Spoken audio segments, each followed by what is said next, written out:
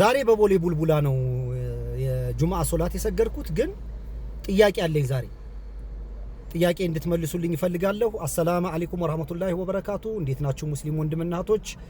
የሚመለከተው እናንተን ብቻ። ጥያቄ ምንድነው? አይደለም በጁምዓ ሶላት በኖርማል ቀን የሁለት ዓመት ልጅ የሶስት ዓመት ልጅ ህፃን ልጅ መታችሁ መስጊድ የምትበጠብጡት ወላጆች ምን ሆናችሁ ነው? አንደኛ በሳምንት አንድ ጊዜ የምንጠብቀው ውድ ቀን ነው። ተረጋግተን ከራሳችን ጋር ከአላህ ጋር ጊዜ የምንሰጥበት ራሳችን የምንመለከትበት የምናይበት ሰዓት ነው። ምን ሆናችሁ ነው መስጊድ ውስጥ ገብቶ ህፃን ልጅ አፍናችሁ ልትገሉ ነው እንዴ? አንደኛ ሙቀት አለ በጣም እንኳን ለሁለት ለሶስት ዓመት ልጅ ለትልቅ ሰው እንኳን ይጨንቃል መስጊድ ውስጥ በጣም ብዙ ሰው ስለሚበዛ የጁምዓ ሶላት እና ዛሬ በቃ ቦሌ ቡልቡላ የነበረ ሶላት ያደረገ ወንድምና እህት መስማት ይችላሉ። ቀውጢ ነው። ልጆቹ እየተደበደቡ በቃ ድረሱልኝ የሚመስል ነው ጮትና በጣም ይረብሽ ነበረ። እንደዛም ደግሞ ሶላት ከመጀመሩ በፊት ጮው ለምን ይዛችኋቸው አትወጡ?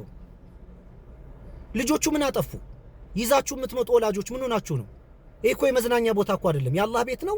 ጊዜ የምንሰጠው ራሳችን ለአላህ ጊዜ የምንሰጥበት ሰዓት ነው። ዱዓ የምናረግበት ሰዓት ነው፣ የምንማርበት ሰዓት ነው።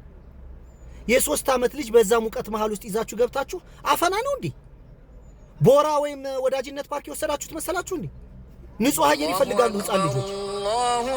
ምን ሆናችሁ ነው? እና ሌላ ቀን አትድገሙ። ከኢማሙና ከስፒከሩ በላይ የልጆቹ ድምጽ ነበር የሚሰማው ዛሬ።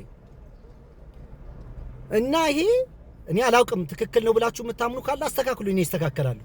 ግን ህፃን ልጅ የሶስት ዓመት ልጅ የአራት ዓመት ልጅ ይዘው መጥቶ መሃል ላይ ያስገብቶ በእንደዛ ልክ እንዲጮሁ እንዲበሳጩ ማድረግ ተገቢ አይደለም። ሲታችሁ ደግሞ ሲመጡ ውሃ አምጣቸው፣ አረጋጓቸው። ልጆቹ ምንም ጥፋት የለባቸው። ሁላችንም የልጆች አባት ስለሆነ አትሊስት በቃ በጁምዓ ቀን ህፃናቶች ይዛችሁ አትምጡ። መዝናኛ ቦታ ኬክ መብለያ ቦታ አይደለም። ይሄ ብዙ ሰው ጊዜ ሰጥቶ ከራሱ ጋር ጊዜ የሚወስድበት ሰዓት ስለሆነ ይሄ ተገቢ አይደለም። ይሄ ሲኒማ ቤት አይደለም፣ ፊልም ቤት አይደለም፣ መዝናኛ ፓርክ አይደለም እና ተገቢ አይደለም።